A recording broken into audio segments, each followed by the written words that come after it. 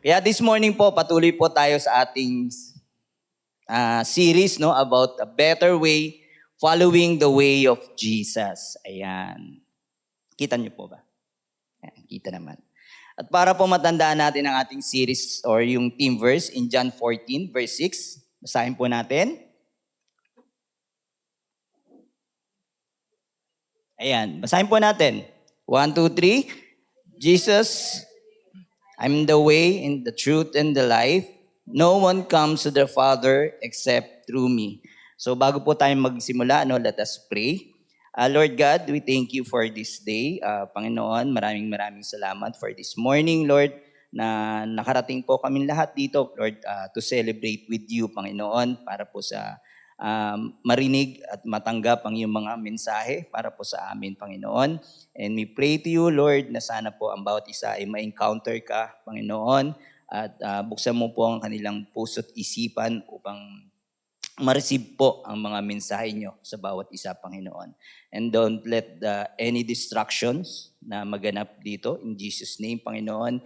And fill this room, O Lord God, with your Holy Spirit at siya po kayo po mangusap sa bawat isa, O Lord God. We praise you, we give you all the glory, O Lord God, and we ask you, Lord, to override my preparation. We thank you, Lord, and we leave everything to you in the mighty name of Jesus. Amen and amen. Ayan. So, dun sa ating first part ng ating series na diniscuss po natin yung the way that leads to life, di ba po? At doon naman sa last week, sa part 2, we talk about first things first, the way of prayer and fasting. So, ito po sakto po doon sa ating 21 days of fasting and prayer and fasting. So this morning po, for our third part of our series, we will discuss about the love. Ayan, the love that looks like Jesus. Ayan. So next month pa po ang February. Baka bigla po kayo napag-isip. Kasi po may kasunod nito, the way of forgiveness and compassion. Ayan. Ito pong love na ating i-discuss today is yung love na isang pagmamahal na walang makahihigit pa. Ang tunay at tapat na pagmamahal na walang makakapantay at walang hinihinging kapalit.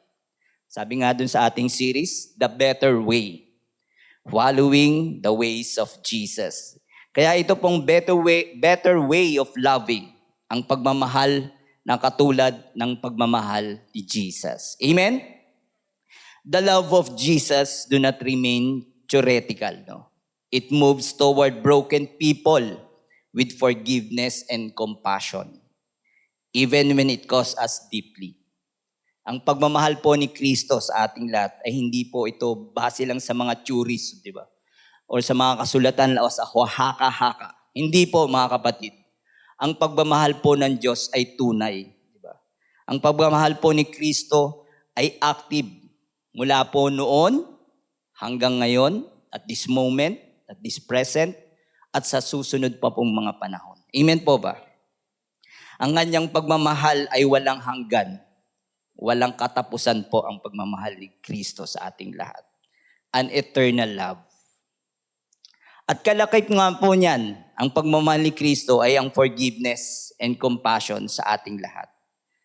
Kahit na po tayo'y makasalanan o nakakagawa pa rin po ng pagkakasala, ay mahal pa rin po tayo ng Diyos. Mahal pa rin po tayo ni Jesus. His way of loving us is unconditional. Wala po itong hinihinging kapalit na kailangan lagi tayo nasa Sunday celebration, na kailangan patuloy po tayo nagsaserve. Hindi po. Kahit ano po tayo, kung ano ka pa man ngayon, mahal ka po ni Jesus. Amen? Wala po siyang hinihinging kapalit o kabayaran. He has a compassionate love for all of us. And that is Jesus' way of loving. And that is the better way. Amen? The better way and absolutely the best way, kapatid. Amen? Kaya sabihin mo sa katabi mo, follow Jesus' way.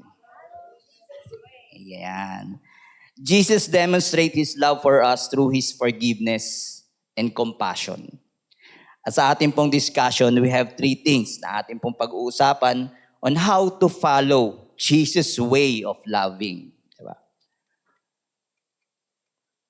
Number 1, forgiveness, free us from bitterness.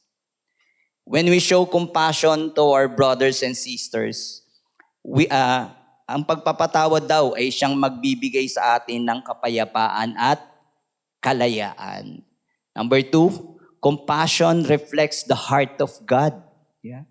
When we show compassion to our brothers and sisters, we reflect God's character to a broken world. Then number 3, love breaks the cycle of hurt. Yeah. We need to follow the way Jesus loved because it ends conflicts, neutralizes hatred, and rebuilds broken relationship. Amen? So yan po yung ating tatalakayin for this day, for this morning. So start po, dun tayo sa number 1. Yan. Forgiveness, free us from bitterness. Basahin po natin. Ayan, parang yung nasa harap lang nakabasa. So basahin po ulit natin, sabay-sabay po tayo. 1, 2, 3. Forgiveness frees us from bitterness. Ayan. I'm not sure po kung mag-a-agree po kayong lahat pag sinabi nating forgiveness is easy. Tama po ba? Madali po bang magpatawad? Ayan, yan po yung tanong. Real talk po, di ba? Agree po ba ang lahat na madali magpatawad? Well, I'm not sure po. Maari yung sa iba nga po, madaling magpatawad, di ba? Meron nga sinasabi natin, may taong, walang masamang tinapay. Di ba? Laging mabait siya. Pag, parang ako, coffee lang, okay na. Okay na tayo. Coffee lang, okay na tayo. Parang gano'n, di ba? May mga taong gano'n na madaling magpatawad. Pero meron din maaari, sabihin nating mahirap para sa kanila ang magpatawad. Meron din easy to forgive, di ba? Yes, they are easy to forgive, but hard to forget. Yan, di ba? Tama ba? Di ba? Para kasi ito isang sugat, di ba? Parang sugat na malalim. Di ba? Matagal gumaling. Pero pag gumaling na siya, may peklat. Nag-iiwan ng peklat, di ba? So yung peklat na yun yung nagre-remind sa'yo nung ginawa nung, halimbawa, nasugatan ka niya, or yun yung peklat na nagbibigay sa'yo sa atin, nagre-remind sa atin ng alaala nung nagawa niya. Di ba? Parang ako po, nung may peklat dito. Naalala ko yung naumpog ako sa tricycle. Ayan, naumpog ako sa tricycle, talagang kala ko kakat pa siya, itatahiin. Parang ganun. So, kung nakikita ko pag nagsasalimin po ako, naalala ko, yung sabihin natin, iyon, siguro. Pagiging anong tawag dito? Careless. Ayan, pagiging careless ko. Ayan, nagkaroon na tayo. So yun nga po, very talagang sa iba po, medyo may kahirapan ang pagpapatawad. Pero I'm sure po, after nating madiscuss tong topic natin for today, magiging madali na rin po sa ating lahat ang pagpapatawad. Amen? So kaya sabi ko nga po, maari sa iba mahirap pag-usapan tong topic na to, tong forgiveness, ang tungkol sa pagpapatawad. Especially for those na talagang matindi naman po yung naranasan nilang sakit, di ba? O pain, not just physically, but emotionally, di ba po? Maaring sa iba, or sabihin natin, kahit sa atin po minsan, di ba po, may pagkakataon po tayo na may nakasakit sa atin at nahihirapan po tayong patawarin. Patawarin man natin, pero hindi natin makalimutan. Lalo na siguro dun sa mga taong naka-experience ng mawalan ng mahal sa buhay, di ba? Gawa ng krimen, nagawa ng ibang tao, di ba? Or maaring victim siya ng wrong accusation. So, mahirapan po sila magpatawad pag ganun yung situation, di ba? Napaka-hirap para kalimutan yung nagawa sa kanilang masakit na pangyayari, di ba? Well, kung naapakan lang yung daliri mo, hinliliit mo sa paa, madali magpatawad, di ba po? Simple lang yun. Pero kung nakatsingelas ka at may ingrown, tapos naapakan, ay, ibang usapan yun, di ba? Parang mahirap patawarin yung gano'n. Hindi, di ba? At kaya sabi ko nga po, kahit mahirap sa iba, kaya patuloy lang po tayong gising para para kung sa inyo po, kung isa po kayo dun sa mga taong nahihirapan magpatawad. Kaya sundan po natin tong ating topic for today. Maganda po siyang pag-usapan. No? Mahirap pero maganda po nating pag-usapan para po makuha natin, sabi nga, to free us from bitterness. Amen? Kaya sabi ko nga, talaga naman pong sa iba, may kahirapan ng pagpapatawad. Because it involves confronting painful emotions. Di ba po? Kumbaga, haharapin mo yung sakit na dulot nito. Kailangan mong harapin yung pain na na-experience mo emotionally. Kung papatawarin mo yung taong nakasakit sa'yo, kailangan mong unawain at intindihin yung sakit na nararamdaman mo. Maaring pinagtaksilan ka, inabuso ka, or sabihin natin, inaccuse ka ng mali. Kailangan harapin mo yung emotion mo na yun kung maaari lang, gusto mo nang manahimik na lang, di ba? Gusto mo nang i-rest. Isa pang maaring kadahilanan kaya kuminsan mahirap magpatawad. Ang feeling kasi natin pag pinatawad natin yung taong nakasakit sa atin, we're letting go our right to see justice. Tama po ba? Kasi tayo po, lalo tayong mga Pinoy, kailangan laging may hustisya. Di ba? Konting pagkakamali sa gobyerno, rally. Nasaan ang hustisya? Di ba? Yun po, kuminsan sa isang tao kapag nahirapan po siya tayong magpatawad. Kasi parang kailangan, para sa kanya, kailangan fair. Diba? It's unfair kung patatawarin lang kita. Hindi ka naging accountable sa ginawa mong pagkakamali. It's unfair. Kailangan ng justice. Diba po ba? Sabi ko nga po, diba, katulad sa gobyerno, diba, kung iisipin natin, diba, yung mga nangyayaring corruption, diba, tayo pong mga maliliit na manggagawa lang, di ba? Nagpapakapagod, nagpapakakuba sa pagtatrabaho para lang kumita ng malaki, di ba? Nag-overtime ka para kumita ng malaki. Pero pagdating ng payslip mo, makikita mo ang laki ng tax. Parang baliwala yung pinag-overtime mo dahil laki ng tax. Malaki nga yung kinita mo, laki rin ng tax.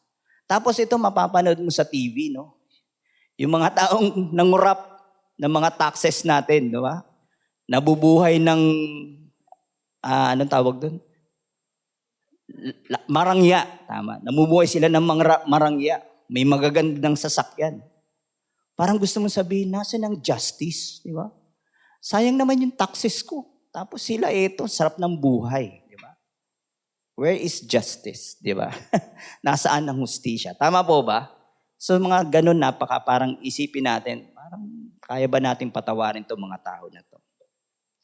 At isa pa pong posibleng kadahilanan kaya mahirap magpatawad sa mga taong nakasakit sa atin. Iniisip natin, pag pinatawad po natin itong taong to, maaring umulit na naman. Tama po ba? Kapag halimbawa inabuso ka, pag pinatawad mo, naku, isipin mo, baka abusuin na naman ako nito. Diba? Pag may nangutang sa'yo na hindi naman ikaw binayaran, naku, sa loob mo, hindi na kita pauutangin next time. Di ba? Tsaka isipin natin next time na magiging matigas na yung puso ko. Para, yes, tama, sabi ni sister, pusong bato. Di ba? Para hindi na nila ako apihin. Para lalaban na ako next time. Pero kapatid, tama po ba yung ganong desisyon? Is it the best way? Is it the better way to forgive? Siyempre po hindi, di ba? Kapatid, forgiveness is not denying pain or excusing wrongdoing. It is choosing to release the right to revenge and entrusting justice to God. Amen po ba? Ipagpasa Diyos po natin ng pagpapatawad. Kung nahihirapan po tayo, ipagpasa Diyos po natin. Sabi nga ni Sister Vange noon, kaya yan, si Brother William, pagka may kaaway sila or sabihin natin sila magkaintindihan, sasabihin nila, oh, God bless you. Gano'n na lang. Di ba? Para lang ma-release mo yung galit mo kaysa kung ano pa yung masabi mong masama, di ba? Sabihin mo na lang dun sa, oh, sige, God bless you. Ayan. Para lang ma-release yung galit mo, di ba? At hindi mo pa siya masabihan ng masamang salita, di ba? Ipasa Diyos lang po natin. Isurrender po natin sa Diyos ang ating pagpapatawad. Kung mababasa po natin sa ating Biblia, Jesus himself bring up the topic of forgiveness several times. Ilan po dito yung Sermon of the Mount, dun sa Matthew, sabi rito, "Blessed are the merciful, for they shall receive mercy." It means showing compassion, forgiveness, and aid to others ensures you will receive mercy from God. Kung tayo po'y nagpatawad, sigurado po tayo, ang pagpapatawad ng Diyos ay nasa atin din. Even sa Lord's Prayer po, di ba? "And forgive us our debts, as we also forgiven our debtors." Di ba? So nandun pa rin po ang pagpapatawad. Sa Matthew 5, sabi po rito, "But I say, you love your enemies and pray for those who persecute you." So lahat po ng ito ay may katuruan sa pagpapatawad. Kaya po, para kay Jesus, it's a big issue po itong pagpapatawad. Napaka-importante po sa kanya ito na kailangan nating matutunan ang tamang pagpapatawad, the way kung paano nagpapatawad si Jesus. Amen po ba? Same nga po doon sa Matthew 18. Tingnan po natin dito yung tinuturo ni Jesus tungkol sa pagpapatawad. Sinasabi dito na ang hindi nagpapatawad, ang siyang magkukulong po sa ating puso. Diba? Siya po yung magpapatigas ng ating puso kapag hindi po tayo nagpapatawad. Pero ang pagpapatawad po, ang siyang nagpapalaya sa ating puso. Amen? Dito po sa Matthew 18 verse 21 to 35, ito po yung parable of the unforgiving servant. Malamang sa inyo po, pamilyar na rin po kayo. So medyo mahaba po siya, no? So basahin ko na lang po para sa inyo. Sundan nyo na lang po. "Then Peter came up and said to him, 'Lord, how often will my brother sin against me, and I forgive him? As many as 7 times. Jesus said to him, 'I do not say to you 7 times, but 77 times. Therefore, the kingdom of heaven may be compared to a king who wished to settle accounts with his servants.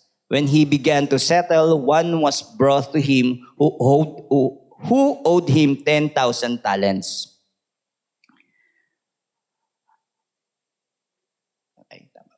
Ayan. And since he could not pay, his master ordered him to be sold, with his wife and children and all that he had, and payments to be made. So the servant fell on his knees, imploring him, 'Have patience with me, and I will pay you everything.' And out of pity for him, the master of the servant released him and forgave him the debt. But when that same servant went out, he found one of his fellow servants who owed him 100 denarii. And seizing him, he began to choke him, saying, 'Pay what you owe.' So his fellow servant fell down and pleaded with him, 'Have patience with me, and I will pay you.' He refused and went and put him in prison until he should pay the debt. When his fellow servants saw what had taken place, they were greatly distressed, and they went and reported to their masters all that had taken place.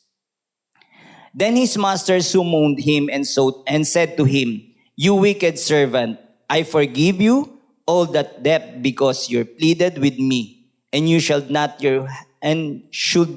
you have had mercy on your fellow servant as I have mercy on you?' And in anger, and his master delivered him to jailers until he should pay all his debt. So also my heavenly Father will do to every one of you if you do not forgive your brothers from your heart." Yan. So, bago po natin i-discuss yung pinaka-main topic po nitong ating verse, no? Naisip ko rin po, no, unahin po natin kung bakit kaya tinanong ni Peter, di ba, si Jesus tungkol dun sa pagpapatawad o yung pagkakasala ng isang tao at pagpapatawad. Bakit nga po kaya? Pero wala naman po sinabi, di ba? Wala naman sinabi sa Bible kung ano po yung dahilan kung bakit niya naitanong yun, di ba? Maaari po siguro, even kay Peter, issue rin po ang forgiveness o yung pagpapatawad, di ba? Sabi nga po natin, baka rin si Peter, nahihirapan din po siya magpatawad. Kaya po naitanong niya yun, di ba? Kaya marahil even tayo, no, katulad nga po nung nasabi natin kanina, may mga consequences, no. May pagkakataon po na talagang may panahon po na may pangyayari na ang hirap patawarin yung nagkamali sa atin, di ba? At sabi nga doon sa susunod na verse, alam nyo naman to si Peter po, di ba? Siya po yung pinaka-pabibo, di ba? Sa mga disciple. Alam po niya na very generous si Jesus eh. Kaya siya po, in-exaggerate niya. Sabi niya, Lord, ilang beses po dapat na magkasala at magpatawad ng kapwa? Kaya in-exaggerate niya, sabi niya, 7 times po ba? Ayan. Kasi po nung panahon na yon, ang pagpapatawad daw ay 3 times lang. Pagdating ng, kumbaga sa baseball, strike 3 ka lang. After nun, wala ka na. Cancelled ka na. Kaya siya in-exaggerate ni Peter. Sabi niya, 7 times po ba? Dinoble niya yung 3 times. Tapos nag-add po siya ng ilang percent. 7 times po ba? Pero ano sabi po sa kanya ni Jesus? Sinagot po siya doon sa verse 22.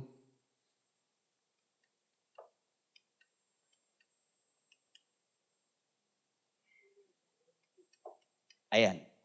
Asan na ba yung verse? Ayan. Sabi rito, Jesus said to him, I do not say to you 7 times, but 77 times. Ayan. Para doon po sa hindi pamilya, no, sa verse na ito. Meron kasi nagsasabi, 77 po ba? Diba? Meron naman nagsasabi na 70, sabi nga dyan, 77 times. Kumbaga 70 times 7. Ilan po yun? Diba? Magagaling sa math. Magkano po? 485? 490. Di ba po? Pero ang tamang sagot po is stop counting, mga kapatid. Di ba po?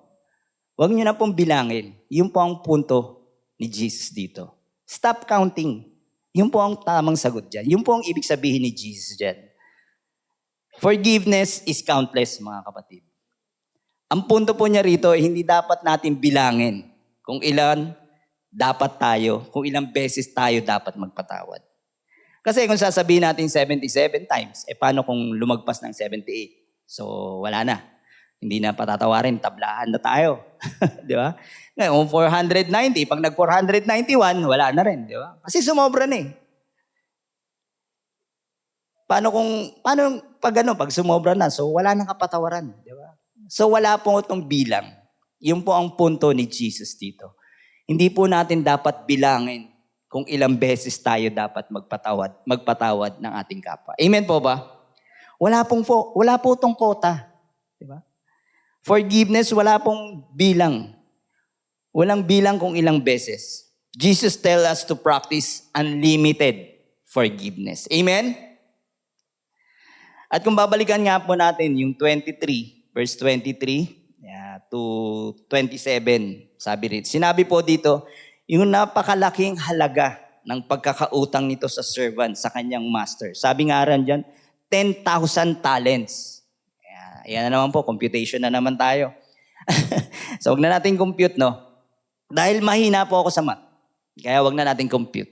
So, ibig sabihin po, yung 10,000, sabi nga po, ang sabi, 6,000 po, dinari is equivalent to 1 day of work, labor. Yan. So, kung babasihan po natin, wag na po doon sa value ng money. No? Basihan na lang po natin yung gaano kahaba o gaano katagal mo dapat bayaran yung pagkakautang nitong servant doon sa master. Siguro roughly 160,000 to 200 years. Ayan. Isipin nyo gano'ng katagal yun, di ba? Para pagtrabahuhan mo. Yung ganong kalaking halaga. Ang standard kahit di ba, ang standard living po ng tao nasa 28,000 days lang daw. Nung panahon na yun, kahit ba sabihin mo yung mga tao, umaabot na 100 plus yung age, di ba? Kulang pa rin. Kumbaga, hindi pa rin sapat, di ba? Hindi pa rin sapat mabayaran. Kumbaga, napaka-imposible, di ba po? Napaka-imposibleng mabayaran ng servant yung master sa kanyang pagkakautang. Sabi nga, kahit isama pang ipakulong, pagbili, yung asawa at anak, at saka lahat pa nung ari-arian niya, kulang pa din. At sabi doon sa verse 26, sabi sa verse 26, so the servant fell on his knees, imploring him, have patience with me, and I will pay you everything. Humingi lang po ng pasensya yung servant sa kanyang master na. Humingi lang ng konting pasensya. And here is the catch sa verse 27. Sabi po rito, and out of pity for him, the master of the servant released him and forgave him the debt. Diba? Hiningi ba ng servant, di ba? Hiningi ba ng servant na palayain siya at baliwalain na yung utang niya? Hindi, di ba? Ano ba yung hiningi ng servant? Sabi lang niya, have patience with me and I will pay you everything. So may yabang pa di ba? Alam naman niya, napaka-imposible niyang mabayaran niyo. Pero ang hiningi niya dun sa master is patience lang. Hindi niya hiningi yung kalayaan niya at baliwalain lahat ng utang niya. But the master, out of his own compassion, forgave the debt and released him from his slavery. Wala naman po talaga maibibigay o maibabayad yung servant, di ba po? Wala rin siyang magagawa. Kahit anong gawin niya, kahit magtatatumbling pa siya. Ngunit pinatawad pa rin po siya nung master at pinalaya siya out of compassion at dahil sa kanyang pagpapatawad. Mga kapatid, dito po sa passage na ito, tayo ang sumasalamin. Sumasalamin po tayo dito ang bawat isa po sa atin.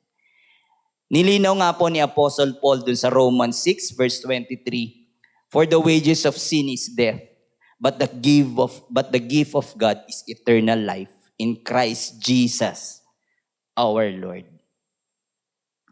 Malinaw po na sinasabi dito sa Biblia na wala po tayong magagawa para bayaran ng ating utang ng ating pagkakasala. How can we offset our sins when death is deserved? We cannot, mga kapatid. There is nothing we can do to get out of the consequences of our actions. Wala po tayong kakayahan, wala po tayong magagawa para makaiwas sa mga kahihinatnan ng ating mga action, consequences of our actions, di ba? Our only hope is the compassion of Jesus. Amen? Kaya nga po dito sa parable na ito, sinisikap ng Diyos na ipakita po sa atin ang kabigatan ng ating mga kasalanan. Kinumpare niya po ito dun sa 10,000 talents, di ba? Equivalent to 200 years of work na kailangan nating bayaran. Ngunit pinatawad ng Diyos ang utang at pinalaya niya tayo sa ating pagkakaalipin sa kasalanan. Amen po?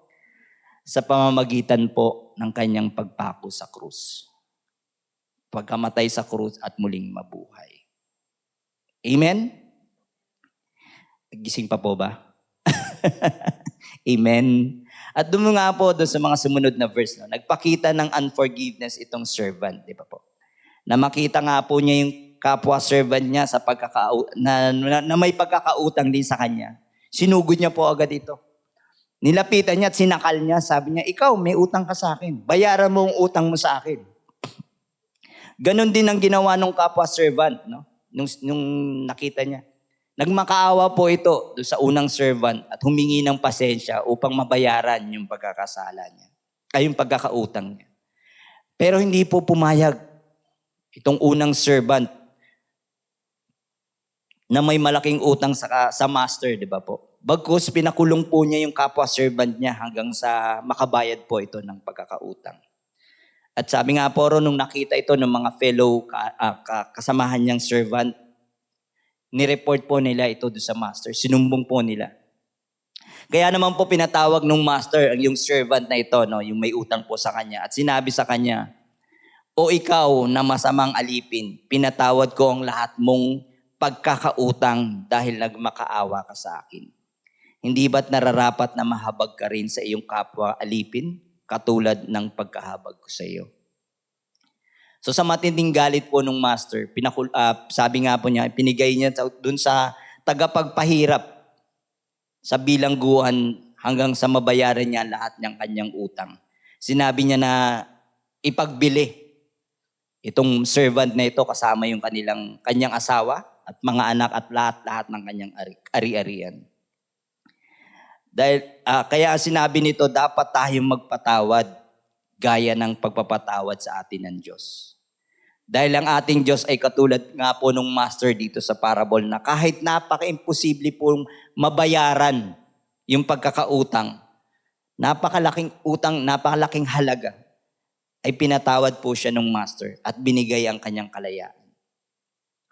Same with our forgiving God para po sa ating lahat. We forgive because we have been forgiven far more than we could ever repay. Amen? Mahina na. Amen po ba? Sabihin mo sa katabi mo, magpatawad ka, kapatid. Yan. Magpatawad tayo. Dapat nating matutunong magpatawad upang makalaya po tayo sa pagkakakulong ng ating puso, sa galit, sa resentment o yung sama ng loob. Kailangan pong palayain natin tong ating puso, di ba? Kaya kailangan po na matutunan nating magpatawad. Dahil ang unforgiveness o ang pagtatanim po ng galit sa ating kapwa ay siyang naging dahilan ng pananatili po ng sugat sa ating puso at sa ating damdamin. Ngunit kung tayo po ay nagpapatawad, ang siyang nagpapagaling sa ating sugat o doon sa sakit na nararamdaman natin. Yung po ang, kumbaga sabi nga sa sugat, di ba? Yung pagpatawad, siya yung, kung may peklat pa, kailangan mo lagyan ng sebo de macho. Alam niyo pa ba po? Meron pa ba po? Di ba? Yun yung pantanggal daw ng peklat. So yung kailangan natin, sebo de macho. So kailangan nating magpatawad. Kumbaga, by heart. Di ba? Kalimutan na natin yun. Parang baliwala, parang walang nangyari, di ba? Kailangan magpatawad po tayo ng buong puso at buong pagmamahal sa ating kapwa na nagkamali po sa atin o nakasakit sa atin. Amen? Kasi kung di po tayo magpapatawad, nananatili po yung emosyonal na nakatali tayo sa ating pagkakasala. Ngunit kung pipiliin po natin magpatawad, ito po ang magpuputol dun sa chain, yung ugnayan po sa ating kasalanan. Kung tayo po ay magpapatawad, hindi lang ang kapatawaran para sa taong nagkasala sa atin, gayon din po ang kalayaan ng ating sarili. Amen? Makakalaya po tayo dun sa galit, di ba?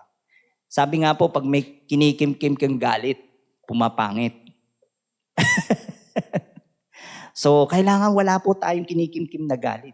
Diba? Para hindi po tayo pumangit. Kailangan po matuto tayo magpatawad. Di ba? Kaya tingnan mo yung katabi mo. Nagpapatawad ba yan o hindi? Ayan. Makikita nyo po sa itsura. Ayan. Tingnan nyo po yung mga biro lang po, di ba? Dapat po natin matutunan ang pagpapatawad, kapatid. Para po makalaya tayo, di ba? Kasi kung kinikim-kim po natin yan, hindi po tayo makakalaya. Patuloy po tayo nandun yung galit. Sabi nga, yun na, doon sa bitterness, nandun po di ba? Hindi siya makakalaya kung di po tayo magpapatawad. Sabi po sa Ephesians 4, verse 31 to 32, "Let all bitterness and wrath and anger and clamor and slander be put away from you, along with all malice. Be kind to one another, tender-hearted, forgiving one another as God in Christ forgive you." Alisin daw natin lahat ng sama ng loob, di ba? Yung galit sa puso natin, sa damdamin natin. Alisin natin yung puot, yung sigawan, pandalait, at lahat ng uri ng masamang hangarin. At maging mabait po tayo sa isa't isa. Amen? Maging mahabagin po tayo, nagpapatawaran sa isa't isa kung paano po tayo pinatawad ng Diyos dahil kay Kristo Jesus. At sabi po sa Hebrews 12 verse 15, see to it that no one fails to obtain the grace of God, that no root of bitterness springs up and causes trouble, and by it may be defiled. Tiyakin po natin, no, na walang sino man sa atin ang mabibigo na makamtan ng biyaya ng Diyos. Wala pong ugat na dapat na sama ng loob na nauusbong o tutubo po sa ating damdamin. Nang siyang magdudulot po sa atin ng kawalan ng kapayapaan at magbibigay po sa atin ng karumihan sa ating pagkatao. At kung talaga nahihirapan po tayo magpatawad sa naranasan nating sakit, idulog po natin ito sa Diyos. Sabi ko nga po kanina, surrender it to God. Surrender to Him. At siya ang bahalang magpagaling sa'yo. Siya ang bahalang tumulong sa'yo para magpatawad ng kapwa. At piliin po natin ang pagpapatawad as an act of obedience sa mga katuruan ni Jesus. Sumunod tayo sa better way na itinuturo po niya. At hayaan lang natin ang pagpapagaling ng sugat sa pamamagitan ng forgiveness. Kahit na matagalan pa yung pagkakasundo nyo, in God's perfect time, magiging maayos po kayo ng taong nakasakit sa'yo. Amen? Then number 2, compassion reflects the heart of God. Ayan. Compassion is love that moves. Si Kristo Jesus ay paulit-ulit na nilarawan bilang mapagpatawad at mahabaging Diyos. He did not ignore pain, instead, He stepped on it. Diba? At kung ang katuruan sa Bilwi about compassion o yung pagkakahabag ay higit pa sa feeling of sympathy o pagkaawa, but it leads to action. Dapat po nandun yung action. Diba? Hindi lang po sasabihin, ay nakakaawa siya. Nakita mo yung may tao nahihirap, kawawa naman siya. Kasi kung compassionate ka, tulungan mo yun. Diba? Sabi nga, in action. Love moves in action. Diba? Love in action. While pity recognizes suffering, compassion acts to relieve it. Sabi nga, in other words, love in action. True compassion is not merely a passive feeling of pity o yung pag-aawa, but an active or with action. Pagkilos na kadalasan ay medyo mahirap, di ba po? Isang commitment para tulungang mawala ang paghihirap ng ibang tao at kalimutan natin muna yung personal, yung comfort natin, yung personal comfort natin para lang tulungan yung ibang tao. Tulungan yung mga taong nahihirapan kahit tayo po yung mahirapan sa pagtulong. That is compassion. Katulad nga po nung katuruan dito sa Luke 10 about the parable of the Good Samaritan, di ba po? I know, alam nyo na rin po lahat yan dahil grade school pa lang tinuturo na po itong parable na ito, the parable of the Good Samaritan, di ba? Sabi rin, the Good Samaritan did not simply feel sorry. He stopped, cared, and paid a cost. Dito po sa chapter 10, simula po doon sa verse 30 up to 37 dito. Dito po ay kinuwento ni Jesus yung isang lalaki no, na bumaba mula sa Jerusalem patungong Jericho. Siya po ay hinold up. Diba? Pagkatapos siya hubaran at sugatan, iniwan po siya na nag-aagaw buhay na. Nagkataon po yung isang saserdote ang napadaan at nakita yung lalaki pero wala po siyang ginawa. Bagkus iniwasan po niya, dumaan po siya doon sa kabilang daan, kabilang side. Gayon din naman may isang Levita na napadaan din. Ganon din po ang nangyari. No? Nakita lang din niya yung lalaki, tinignan lang niya. Pero wala po siyang ginawa. Hinayaan, ganun din po at lumihis din po siya ng daan. Umiwas din po siya. Now here in verse 33, ayan, 33 to 37, sabi rito, but a Samaritan, as he journeyed, come to where he was. And when he saw him, nakita po niya yung lalaki na hold up. He had compassion. He went to him and bound up his wound, pouring on oil and wine. Then he set him on his own animal and brought him to an inn and took care of him. And the next day he took out 2 denarii and gave them to the innkeeper, saying, take care of him, and whatever more you spend, I will repay you when I come back. So dito po dito po sa parable na ito, ito pong Samaritano na nagpakita po ng kanyang pagiging compassionate. Nakita po niya yung stranger, di ba? Hindi naman yan po niya kilala yun eh. Sabi nga po doon sa place na yun, magkaiba pa sila, di ba? Kumbaga hindi pa nga welcome yung mga Samaritani doon sa place. Pero siya po yung tumulong. Siya po yung nagpakita ng compassion. Tinulungan po niya yung lalaki. Dinala po niya doon sa inn para makapagpahinga. Ginamot pa niya yung sugat nito. Ito po dito sa verse na ito, sa parable nito, ito po yung, dito po doon sa verse 25 to 27, doon sa unang verse po, Sinabi po na may isang dalubhasa daw po na, kaya to na itanong, sinubok po niya si Jesus at tinanong kung ano po nga bang paraan para makamit ang buhay na walang hanggan. Sinabi ni Jesus sa kanya, ano ba ang nakasulat sa kautusan? Ano ang pagkabasa mo rito? At sumagot nga po yung dalubhasa at sinabi, ibigin mo ang Panginoong mong Diyos ng buong puso mo at buong kaluluwa mo at buong lakas mo at buong isip mo. Ibigin mo ang iyong kapwa tulad ng iyong sarili. Ibigin mo ang iyong kapwa tulad ng iyong sarili.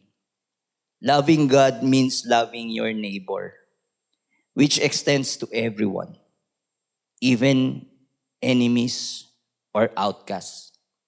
Sa pamamagitan po ng papakita ng awa at compassion upang basagin lahat ng hadlang ng iba't ibang lahiman o rehiyon o relihiyon upang makatulong po tayo sa nangangailangan. Kailangan po makita sa atin ang pagiging compassion. The parable highlights that true love is shown through compassionate action, not just religious observance or words. Pinakita po dito ng Samaritano na ang kanyang self-compassion. Di ba? His action were costly. Di ba? He spent time, di ba? Nag-google siya ng oras, kung may lakad man siya, inuna po niya yung tulungan yung tao. He spent time, money, and convenience. And he showed his deep sacrificial care for a stranger. Kaya hindi naman po niya kilala eh. Yung tao, tinulungan po niya. Nakita niya may pangangailangan, tinulungan po niya ito. He spent time, di ba? Sabi ko nga, di ba, kung may lakad po siya, wag na muna. Sige, hayaan mo na muna yun. Unahin ko itong nangangailangan. Inuna po niya yung iba bago po ang kanyang sarili. Sacrificial care for a stranger, he spent money and convenience, self-compassion, mirroring God's own mercy. Dito po nating ipinapakita kung gaano ka-compassionate ang Diyos sa ating lahat. Kaya if we demonstrate compassion to others, it reflects the heart of our loving God to a broken world. So clothe yourself with compassion. As Colossians 3 verse 12 says, put on then as God's chosen ones, holy and beloved, compassionate hearts, kindness, humility, meekness, and patience. Kaya dapat po nating piliin at sundin yung better way of Jesus for showing His compassion to all of us. And in Matthew 9 verse 36 reveals Jesus' loving heart. Sabi po rito, it says, when he saw the crowds, he had compassion for them because they were harassed and helpless, like sheep without a shepherd. Nang makita po ni Jesus yung maraming tao, nadama po niya yung matinding pagkakahabag sa kanilang spiritual na pagkabalisa. At nakita po sila ni Jesus, parang nakikita na sila yung mahina at may kaguluhan. Tulad nga po ng mga tupang walang pastol, na siyang nag-udyok po kay Jesus sa kanyang pagnanais na magbigay ng patnubay at tulong. This deep empathy motivates Jesus to act, seeing the need for more laborers to bring healing and salvation the people. Kaya mga kapatid, hilingin natin sa Diyos na palambutin po niya ang ating puso towards others. Hilingin po natin sa Panginoon na magkaroon po tayo ng compassion heart. Hilingin natin na magkaroon po tayo ng habag o pagkaawa, especially for those people who in need. Yun nangangailangan. At hingilin po natin gabayan po niya tayo upang tayo po ay makatulong to serve without expecting recognition. Amen po ba? So then number 3, lumagpas. Love breaks the cycle of hurt. Ang paghihiganti po ay nagpaparami o nagpapalaki ng sugat. Tama po ba? Naniniwala po ba kayo doon? Di ba? Pag naghiganti ka po, lalo pa lalaki yung gulo, di ba? Baga sa sugat, lalala pa. Ngunit kaya po itong pigilan ng love. Siya po ang magbibigay ng kagalingan dito. At tinuturo sa atin ni Jesus ang tamang paraan tungkol sa paghihiganti. Sabi niya, sagutin natin ang masama ng mabuti. Kaya po ba yun? This done not ignore. Ayan. Sabi nga po dun sa Romans 12:17 to 21, sabi po, repay no evil for evil, but give thought to do what is honorable in the sight of all. If impossible, so far as it depends on you, live peacefully with all. Beloved, never avenge yourself, but leave it to the wrath of God. For it is written, vengeance is mine, I will repay, says the Lord. To the contrary, if your enemy is hungry, feed him. Pakainin nyo raw kapag nagugutom yung ating kaaway. If he is thirsty, give him something to drink. For by doing so, you will heap burning coals on his hand. Do not be overcome by evil, but overcome evil with good. Amen po? Tinuturo po sa atin dito ng Panginoon na huwag daw po tayong gumanti ng masama. Huwag nating gantihan ng kasamaan ang masama. Yun, di ba? Magkaloob po tayo ng mabuting, magkaloob po tayo ng magandang kabutihan sa ating kapwa, sa harap ng maraming tao. Mamuhay tayong may kapayapaan. Huwag po tayo magpatalo sa masama, sa halip, taliunin po natin ng mabuti ang masama. At kapag po tayo pong mga mananampalataya ay nagmamahal tulad ni Jesus, pinapakita natin ang isang kaharian na naiiba sa mundo. Love disarms hostility and open the doors for restoration. Ang pag-ibig po, yung love, ang siyang nag-aalis po ng galit sa atin, sa ating damdamin, sa ating puso. At ito naman po nagbubukas ng pinto para po sa pagkakataon ng restoration, ng pagbabago po at ng panunumbalik. In John 13 verse 34 to 35 says, a new commandment I give to you, that you love one another. Just as I love you, you also are to love one another. By this, all people will know that you are my disciples, if you have love for one another. Bilang mga tunay na Kristiyano, we should show selfless and sacrificial love to each other. mirroring Jesus' own profound love. At ang pag-ibig na ito ay sa isa't isa ay nagsisilbing tanda sa mundo na tayo ay kanyang tunay na mga disciple. A love that goes beyond just friends, hindi lang po sa ating mga kaibigan at sa mga hindi lang po ito para sa mga taong nagmamahal sa atin, but extending even in our enemies. Diba po? Sabi nga dito, but I say to you sa Matthew 5 verse 44, but I say to you, love your enemies and pray for those who persecute you. Kaya po ba natin yun? Parang mahirap yun no? I love your enemies. Sabi nga, ito raw po yung sumasalungat sa karaniwang kaugalian na nagmamahal lang dun sa mga taong nagmamahal lamang. Mahal lang yung mga taong nagmamahal lang. Ilang mahal nila. Yung mahal sila. Pero yung sa mga kaaway, nandun po yung kanilang galit o puot. This radical command emphasizes a divine selfless love that seek the good of others. Unahin nating mahalin ang iba kaysa sa sarili natin para sa kanilang kapakanan. Reflecting God's own character by extending kindness even to unjust.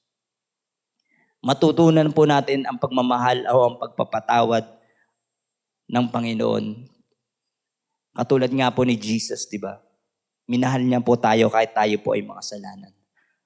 Binigay po niya ang kanyang buhay kapalit ng ating kasalanan. Ang ating pagkakautang sa kanya dahil sa ating kasalanan. He gave His own life ni Jesus po. Kaya dapat po matutunan natin magpatawad, maging compassion, at matutunan po natin ang pagmamahal, katulad ng pagmamahal ni Kristo. Amen? As we end, this is the better way of loving like Jesus. The foundation of loving like Jesus is first, loving God, which provides the capacity to love others. Loving like Jesus is defined as sacrificial, unconditional, and action-oriented love that goes beyond mere affection or emotions. It is a better way because it moves beyond selfish, worldly, or conditional love to mirror the divine, transforming how one relates to God and others. It is not merely a warm emotion or a polite suggestion, but a common command to love others with the same depth, grace, and selflessness that Jesus showed us. Often summarized as laying down one's life. Pinakita po ni Jesus ang kanyang pagmamahal sa atin sa pamamagitan po ng cross, ang pagkamatay sa cross. And put this in your mind, mga kapatid, that this type of love is not inherently natural, but rather a result of being filled with the Holy Spirit and remaining in Christ Jesus. Amen?